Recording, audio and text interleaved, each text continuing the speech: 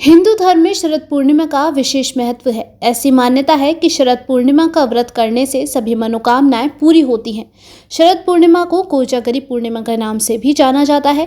कहा जाता है कि इस दिन चंद्रमा धरती पर अमृत की वर्षा करता है। शरद पूर्णिमा के दिन चंद्रमा, माता लक्ष्मी और भगवान विष्णु की पूजा का विधान है। शरद पूर्णिमा का चांद, साफ आसमान मानसून के पूरी तरह चले जाने का प्रतीक है। कहते हैं कि ये दिन इतना शुभ और सकारात्मक होता है कि छोटे से उपाय करने से बड़ी बड़ी विपत्तियां टल जाती हैं। पौराणिक मान्यताओं के मुताबिक इसी दिन मां लक्ष्मी का जन्म हुआ था, इसलिए धन प्राप्ति के लिए ये दिन सबसे उत्तम माना जाता है।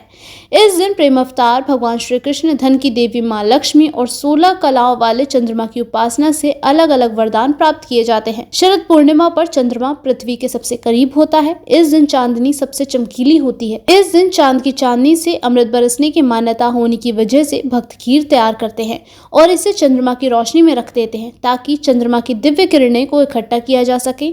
अगले दिन इस खीर को प्रसाद के रूप में सभी के बीच वितरित किया जाता है। उदय तिथि के अनुसार शरद पूर्णिमा इस बार 28 अक्टूबर यानी कि आज है।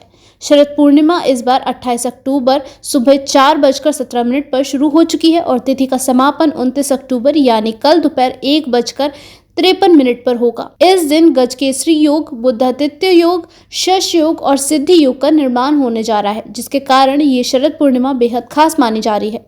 चौघाड़ी का मुहूर्त 28 अक्टूबर यानी कि सुबह 7:54 से 9:17 तक है। शरद पूर्णिमा के दिन सूर्योदय से पूर्व उठकर स्नान करने के बाद व्रत का संकल्प लेना चाहिए। समस्त देवी देवताओं का आवाहन करें और वस्त्र, चावल, आसन, पुष्प, धूप, दीप, नैवेद्य, सुपारी व दक्षिणा आदि अर्पित करने के बाद पूजा करनी चाहिए। संध्या काल में दूध की खीर में घी मिलाकर अर्धरात्रि के समय भगवान को भोग लगाना चाहिए। रात्रि के समय चंद्रमा के उदय होने के बाद चंद्रदेव की पूजा करें और खीर का नैवेद्य अर्पित करें। रात में खीर से भरे बर्तन को चंद्रमा की अमृत समान चांदनी में रखना चाहिए और अगले दिन सुबह प्रसाद के रूप में सबको बांटना चाहिए। इस दिन भगवान शिव, माता पार्वती और भगवान कार्तिकेय की पूजा करनी चाहिए। शरद पूर्णिमा की रात खीर बनाना बेहद शुभ माना जाता है। ज्योतिषों की माने तो ग्रहण का सूतक काल लगने से पहले ही खीर बना ले। इस दिन सूतक शुरू होने से पहले खीर में तुलसी का पत्ता डाल दें। चंद्र ग्रहण शुरू होने से पहले इस खीर को आप चंद्रमा की रोशनी में रख सकते हैं, लेकिन ध्यान रहे कि ग्रहण शुरू होने से पहले खीर वहां से हटा लें। चंद्र ग्रहण से पहले यानी सूतक काल में यदि आप खीर को चंद्रमा की रोशनी में रखते हैं तो इस बात का ध्यान रखें कि खीर उतनी ही बनाएं जो ग्रहण शुरू होने से पहले ही खत्म हो जाए।